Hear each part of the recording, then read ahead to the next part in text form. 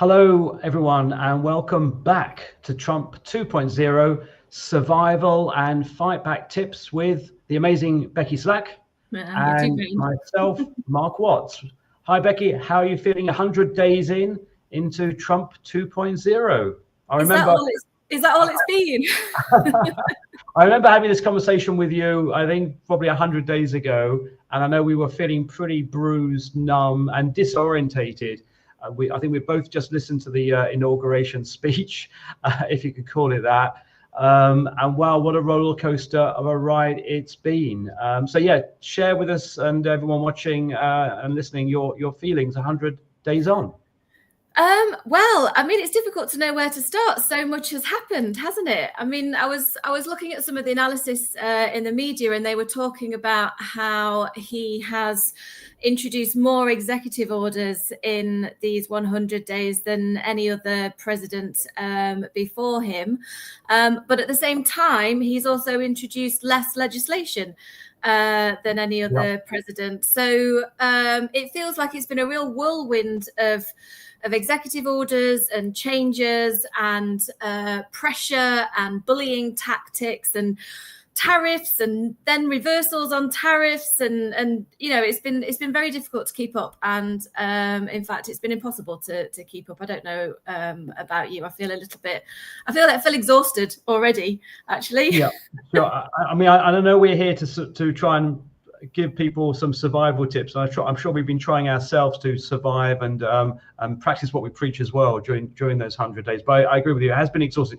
I think there's a bit of weariness growing in now. People are almost getting not just tired of it, but almost tuning out, and therefore that's to some extent controlling the impact. I don't know how you feel about that, but it's just the chaos is now boring, and I think we're now moving on to other issues because it hasn't directly affected Europe yet. I mean, it probably will do economically, if nothing else, maybe politically. But I think Europe's sort of going through a little bit of a lull in terms of our anxiety about Trump as the chaos ensues in America. I'm sure in America it's a different picture. People apparently are getting really frightened in America, and I understand that. Yeah, I was going to say, I mean, I think it might be the case that people are getting a bit weary of it in Europe, but in the States, as far as I can tell, people are still quite fired up, and actually there's more protests taking place, there's more demonstrations going on, there's more people finding ways in which to fight back against all of this. Indeed, I think tomorrow on May the 1st, there's lots of protests being planned across the States. So I think that's a good thing to happen. I think people have they're slowly getting over the shock and getting themselves together and going, okay, what do we do about this now? Yeah, exactly. And this program was always conceived to not just describe what's going on or critique it, but provide a bit of a focal point for the fight back tips. And I should say the fight back in the last 100 days has been amazing. The demonstrations, the protests, the legal action. The legal challenges, Exactly. We had our friends from Democrats Abroad on the last program explaining how important that was. I think some more action in the House as well. The opinion polling, wherever you look, really, it's getting pretty bad for Trump. I think he's now the most unpopular president 100 days in, or at least he's as unpopular as he was last time, which was already the historic low. So it's looking pretty bad from his point of view. Not that he would just share that same message so much, Mark. According to him, I think popular, isn't he? The reality check was I listened to as much as I could take, which was about 20-30 minutes of his speech yesterday. I think it was in Michigan, celebrating his 100 days. And to be honest, he is living on a different planet, but so are his supporters that still make up a sizable chunk of the electorate.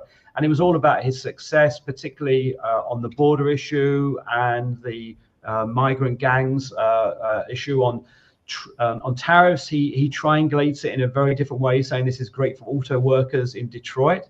And above all, just saying things like making our country proud and great again really resonated with his audience. So I think whilst we can feel a little bit comforted almost by the chaos, his base, which is substantial in America, remains pretty loyal. And I think the polling demonstrates that as well, that the Republican vote is holding up pretty well.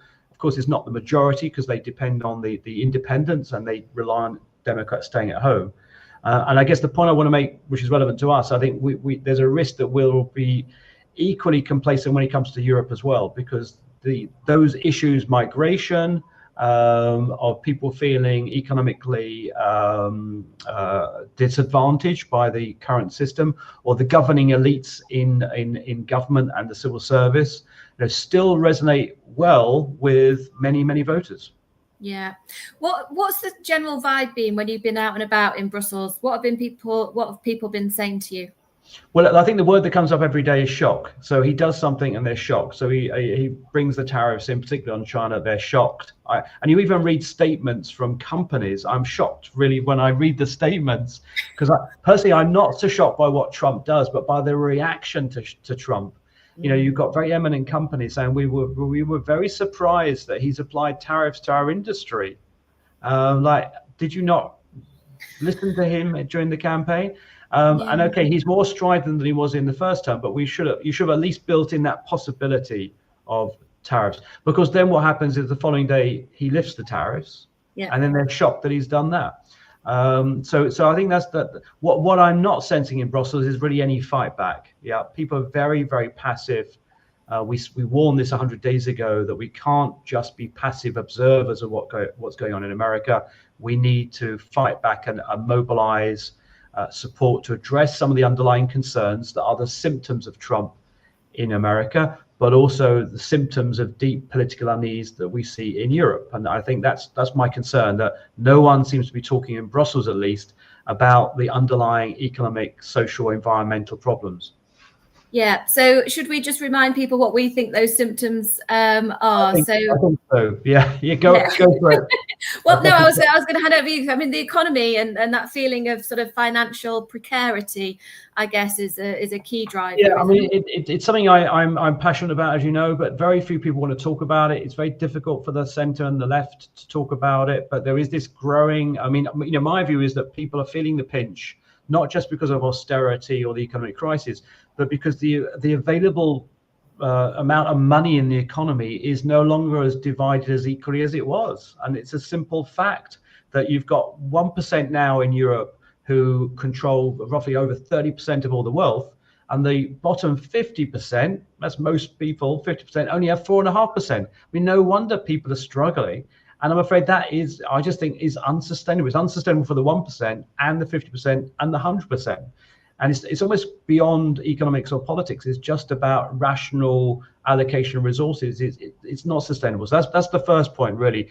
The second one is in the case, I think we're beginning to do this between climate change and reindustrialization, that we've got to stick with the mission. We need to decarbonize to combat catastrophic climate change, and we're seeing that more and more. Yeah. But Europe can maintain its leadership role in climate change mitigation as long as we don't blink. We don't roll back things like the rollout of electric vehicles. So there's two things there economically. I think that we've got to hear more from the left on linking climate change with economic recovery, and tackling the very awkward issue of the unequal distribution of wealth in Europe. Yeah, absolutely. Just picking up on the climate change point, I don't know whether you saw the story about Tony Blair commenting on the tactics being used in relation to the transition to net zero, and how people are sick and tired of hearing about it, don't feel like it's relevant for them, feel like they're being forced into very expensive changes and lifestyle changes that they're not really very happy with. I don't know, did you see that article? I did, yes. I mean, as you know, he's one of my political heroes. Probably lose lots of viewers now saying that. But I always believe in being consistent and being authentic, and I've always been inspired by Tony Blair. Haven't always agreed with him, and on this one, to be fair, I've got to really read what he said, because I think it's been reported in some ways in the media, and some people have said that's not exactly what he said. But yeah. What I don't believe in rolling back climate ambition. In fact, I think we should go further and be more ambitious, because that's our economic and environmental future that we can strengthen, as I explained earlier. But I think where he has a point is about people feeling left behind in the drive for climate change mitigation. And the point I make here is that because it's hard to have a just transition when you've got a socially unjust society. And that's the point, that if you've got growing inequality, of course the poorer are going to pay a disproportionate amount of the cost of climate change mitigation. So what do? You don't stop the climate change mitigation, you tackle the social inequality. And I'm not sure whether Tony's making that point with as much force as I think he should.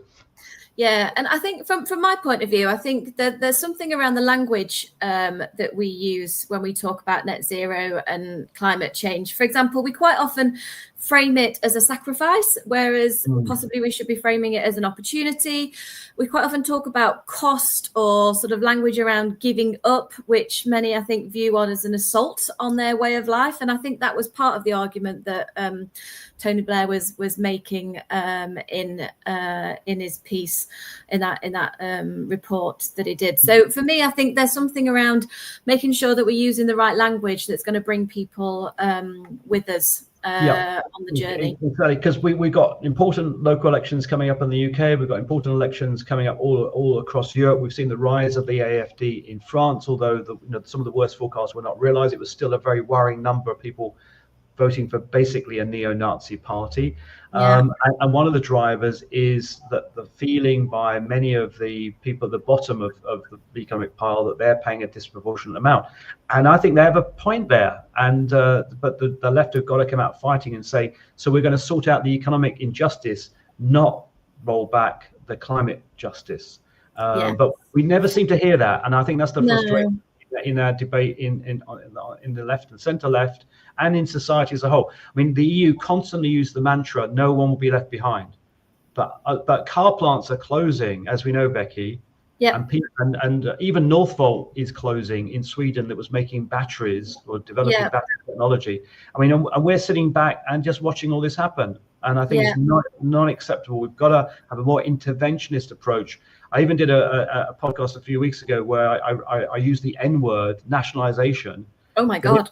If even me as a Blairite, if you like, when there is market failure, we have a duty to intervene and correct the market. And when car plants that should be making electric vehicles are closing, or battery plants that should be making batteries for the European supply chain are going bankrupt, the state has to intervene there and save these very strategic assets for our future economic dependency, energy security. It's not happening. In the way in which the Labour government in the UK has just stepped in to save the steel plant in Scunthorpe. Exactly, and I thought, weren't you inspired by that? That it's so nice that at times we do step up to the plate and do the right thing. And we've done it recently with the rail operating companies in the UK. Parts of the UK rail network have been renationalised because they were failing too. And I think it is encouraging to see, not taking a dogmatic view on state ownership, but where the market is failing, the state has to intervene. So I don't know, but I was really cheered by that. It's a pity it took so long, and we know it's not going to be enough, but it's a start. Yeah, absolutely. And then just coming back to the point around climate change and what's going on in the UK at the moment, obviously we've got the local elections very, very soon. Everyone's going to be going out to vote for, there's a couple of by-elections going on. There's some mayoral candidates some mayoral elections that are taking place, and obviously local councils. And Reform is predicted to do very well in those. But I was looking before we joined the call at some research that Hope Not Hate had done around Reform and its policies and where it gets its funding from. And a lot of the backers of Reform are climate skeptics and work actively to harm the climate agenda. So I think it's worth bearing that in mind when we're sort of listening to rhetoric from the likes of Tice and Farage when it comes to climate change initiatives and net zero technologies, etc., because there's some vested interests at play there. And I guess from our point of view, but maybe you could elaborate in a little bit more detail, Becky. I mean, this is a sort of existential threat we're facing both in the local elections and those by-elections, but the threat's going to continue for the duration of the mandate of this Labour government. There's even talk it may eventually bring it down. I don't think that's likely, but there's always talk, isn't there? That Labour's majority may be huge, but of course all parties are subject to division and strife from time to time. But what more could they do you think? I mean, there's Ed Miliband, I think, has tried to take on Farage, and we've seen some real strong messaging from him. I'm not sure whether, as you say, it resonates enough with those people that are genuine climate change skeptics. I mean, are they a lost cause? Can we win them back? In some cases, win them back. In some cases, win them over. I don't know is the answer. My feeling is that Reform voters, there's a few people that I've spoken to that said they were planning on voting for Reform purely as a protest vote, which in the same way as people did during the EU referendum vote back in 2016, and look where that got us. So anybody who's thinking about that, I would ask you please think again. I think, to be honest, immigration is one of the big drivers. But again, what people fail to recognize in that is that, these local elections aren't about the national policy. It's about local policy. And so migration and small boats, etc., that's, there's nothing, they're not policies that are going to be affected by these particular elections. But and again, it comes back to the economy as well. And I think that's where the link to net zero occurs, is that people want their jobs to be protected. And if they're working in heavily industrial areas or areas that were previously heavily industrialized, and they're worried about the transition to net zero on their jobs and the futures of their companies, then I can see why anti-climate change, anti-net zero rhetoric would be popular. Yeah, indeed, and then on that you've got also the rise of AI also threatening jobs, and people genuinely feel insecure at the current time. But I mean, again, maybe some very basic things, and we made these points before. We are not powerless. There are things we can do that we know make a huge difference in local elections, for example, and by-elections. And that's, if you are concerned, you don't have to join a political party, but go and support a party that stands against, stands for your values. Which hopefully are our values, but get on and going on the doorstep, offering to deliver leaflets, supporting street stands and street activity, writing to your local paper, going on local radio, getting on social media. Loads of practical things you can even do from your home now, including telephone canvassing. Volunteer for your local party, even if you don't necessarily want to join it, to prevent the right rising on the back of the issues that you've mentioned. And absolutely, mobilize. Absolutely, and I would give Hope Not Hate a plug in this instance as well. They've got loads of really great resources, including stuff that you can share on social media, some nifty little videos and things that. Maybe what we could do is put some links in the post above or below, depending on which channel you're watching this on. So we've got the Hope Not Hate. I think the excellent analysis you were referring to earlier of Trump 2.0 has been come from the BBC, so we put that excellent article in as well. My statistics come from Oxfam, and I keep going back to this report from the 20th of Jan, highlighting the growing economic disparities in Europe. We'll put that in the chat, and obviously encourage people to write in to us as well to inform what we're thinking and what we're saying, and ahead of our next broadcast in a few weeks' time. But my fear is we don't nip the rise of Reform and others in the bud, then they will become Trump.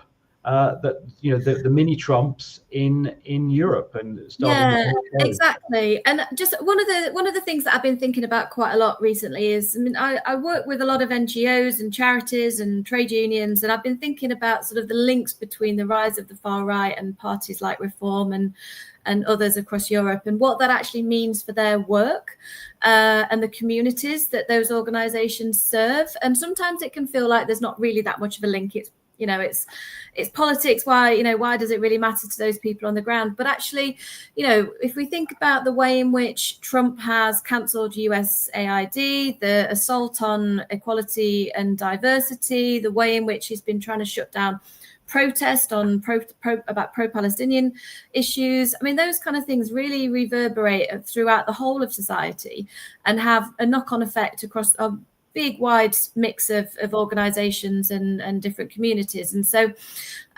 we've been thinking about that. And at Agenda, we've got an event coming up on the 4th of June in London called Changing Hearts and Minds, where we're going to be looking at how to counter some of the more harmful, hostile narratives that you might hear coming out of the far right and the more populist right. And if viewers are keen to learn more about that, Becky, is there a link you can share that they can learn more or even attend the event?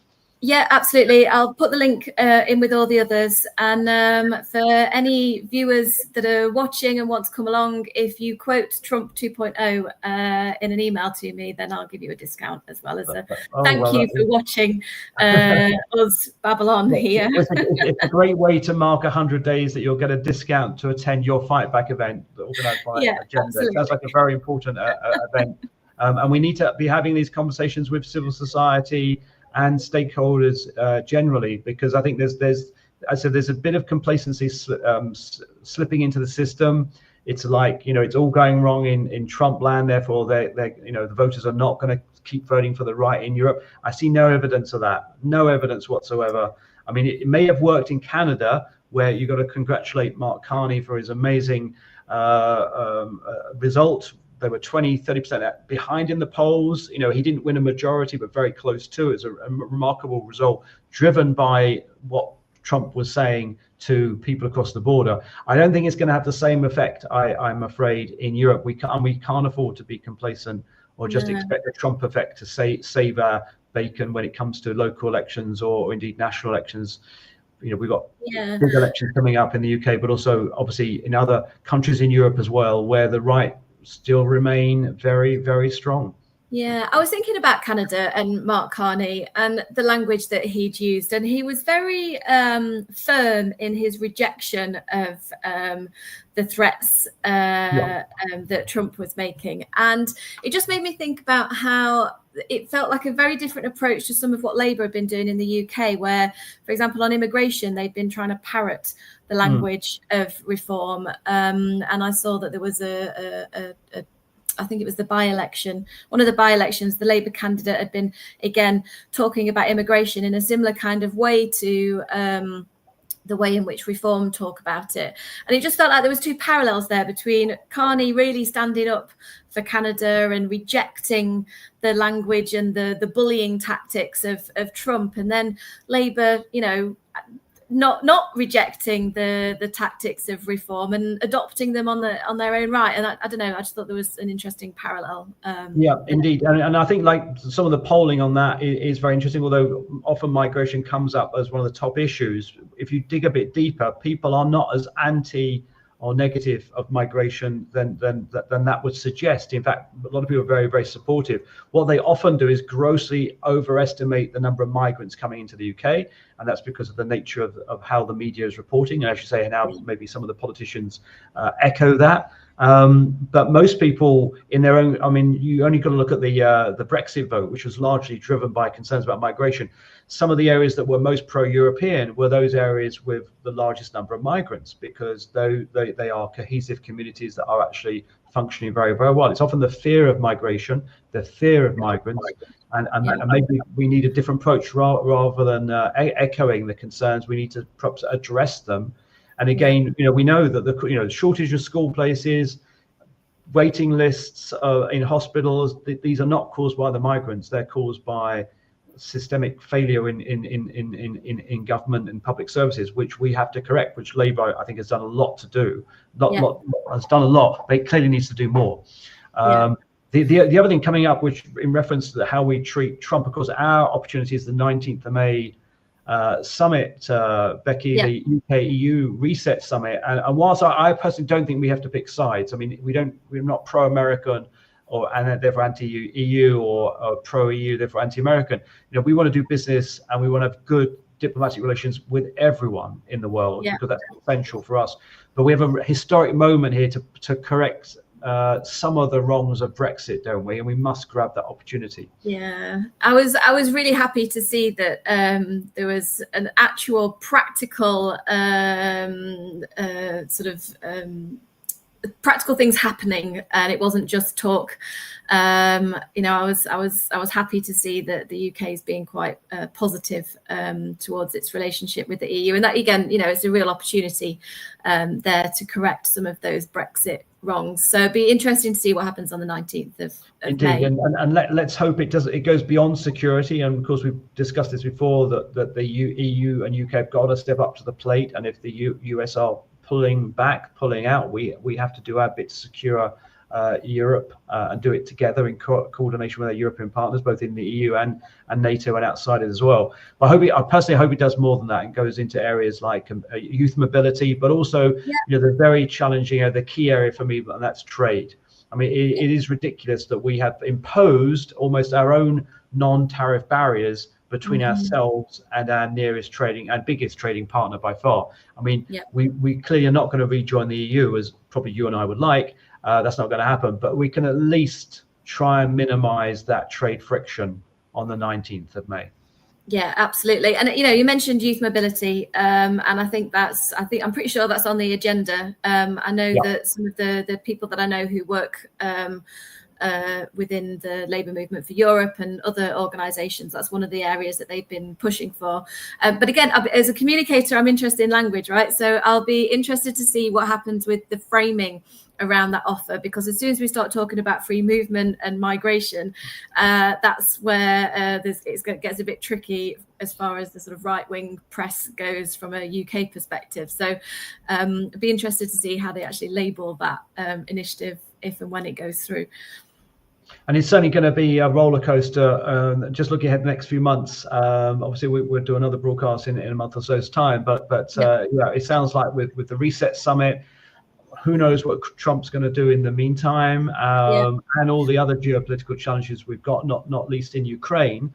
You know, we're looking for very, very busy few months ahead, Becky. I mean, again, how are you personally going to survive all that? I think. Well, I'm off on holiday on Saturday for a week, much needed break. Much needed break, yeah. And I think we've all got to build that in, that we have to get on with our lives as well, the best we can. And holidays, taking breaks from work, taking breaks from politics, are also part of our formula, aren't they, of surviving. Exactly. Taking breaks from the media as well, and social media, because that can be, as we know, that can be particularly damaging to our mental health if we spend too much time absorbing all that negativity. That's not good. Well, it's been a great catch up with you, Becky. 100 years in 100 years. God, it feels like 100 years. It does. That was a Freudian slip, but it's a completely true one. It does feel like 100 years. It does feel like a lifetime, and it's only just begun. You know, we may have 4 years of this, and if you believe what he says, which you can't obviously always believe what he says, he wants to stand for a third term. We'll see. But I think the craziness is just going to continue. We're going to continue this show to try and put a spotlight on it, but above all, provide people with some tools and some inspiration to not just watch what's going on, but actively fight back and mobilize support and in support of our American friends, but also here in the UK and Europe, where we've got a fight on our hands too. We'll put lots of links up and down in and around this video, and do keep in touch with us, everyone. I look forward to seeing you next time. Maybe a final word, Becky, from you. No, just to say thank you. It's been good, and I'm looking forward to our next conversation. Hopefully we'll have lots of positive ideas to share, and also some examples of ways in which local communities are responding to all of this. As always, Becky, really looking forward to the next one. And really good to see you, Mark. Take care, everyone. Goodbye. Thanks, everyone. Goodbye from Trump 2.0 survival and fight back tips. Goodbye.